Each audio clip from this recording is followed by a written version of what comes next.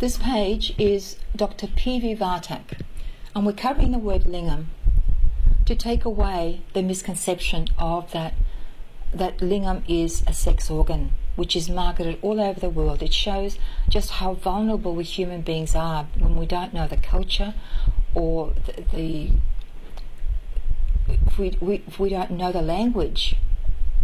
So he says, unfortunately, the Western scholars wrongly associated this lingam with the phallus, the male sex organ, and so saw obscenity in this worship. They say that the penis, the bana is the penis, and salunka is the vagina, the female sex organ, and thus copulation is represented in the Shiva lingam. Now, not by any stretch of imagination, he says, can I see the two sex organs in the lingam. Some scholars say that the concept of phallicism occurred to the primitive people. So what he means by primitive people are people who are stuck in the base chakra. That's it. So all those so-called tantric sites are really sexually orientated people who would have played around with each other or paid someone to do it, and now they're having you pay for the privilege of them massaging your genitalia and pretending to be spiritual teachers to you.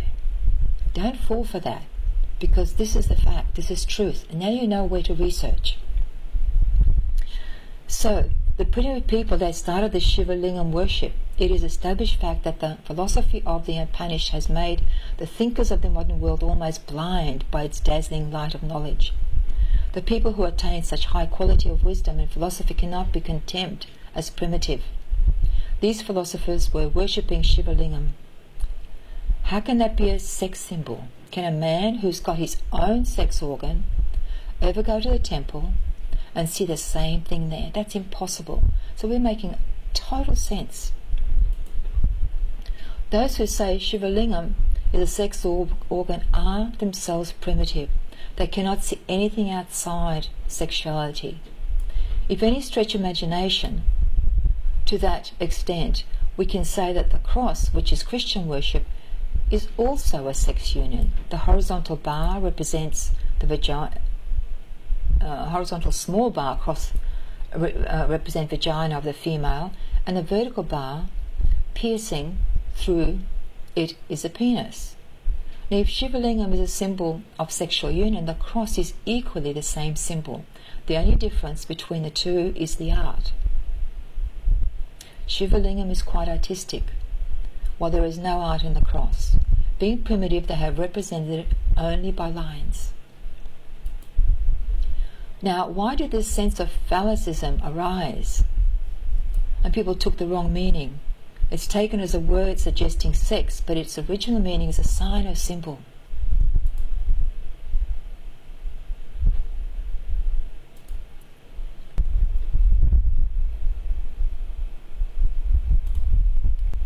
Ancient sages had recognized that the ultimate truth of the life, the DNA molecule.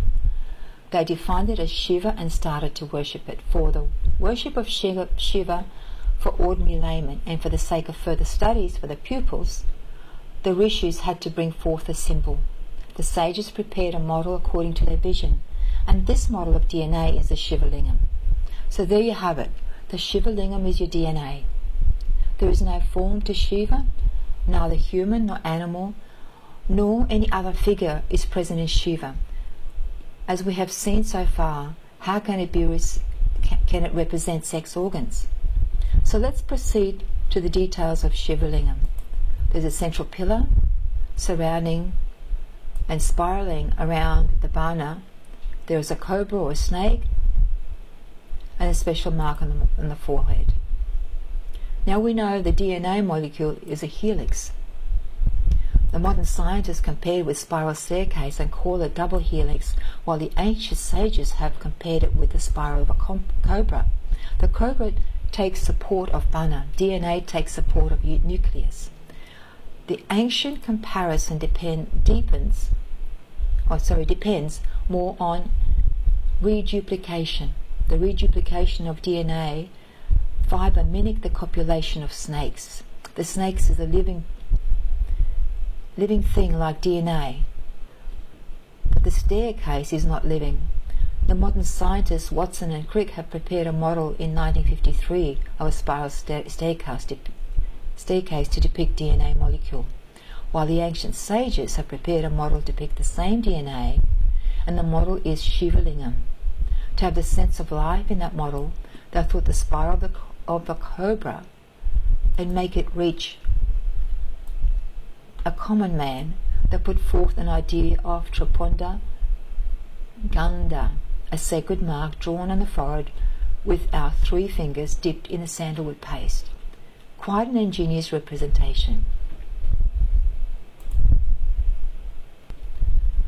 Shiva Lingam is bathed continuously with water, but that water falling down from the lingam is never touched. People never drink that water as a tirth, sacred water, though it is a custom in case of other gods like Vishnu, etc.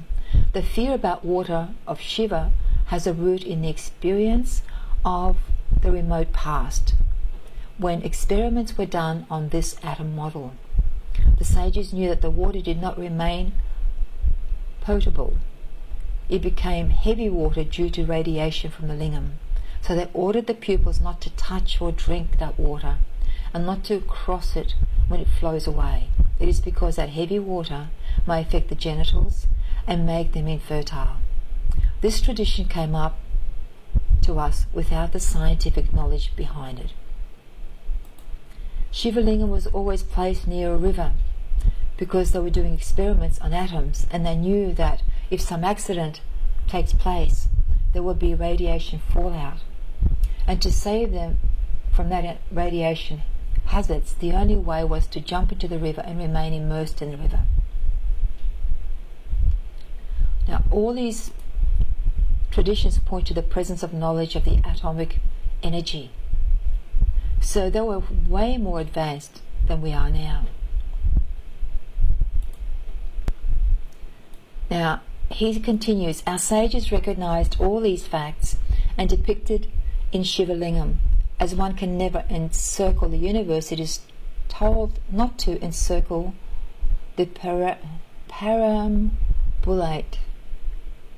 of the Shiva Lingam. This tradition is still followed strictly by the Hindus through the reason behind, although the reason behind it is forgotten. So now you realize that our sages have studied thoroughly the minute, enormous living, non-living stars in the universe and found out the ultimate energy. They'll notice that the ultimate energy is only one. Our ancestors have done great work, but as the time passed, the real meaning was lost, leaving behind the traditions and literature, which we can study. It is our duty to study the whole of the ancient literature and traditions to revitalize the knowledge. I'm sure by this time we can make advances in scientific progress, and India can once again show the light of knowledge to the world.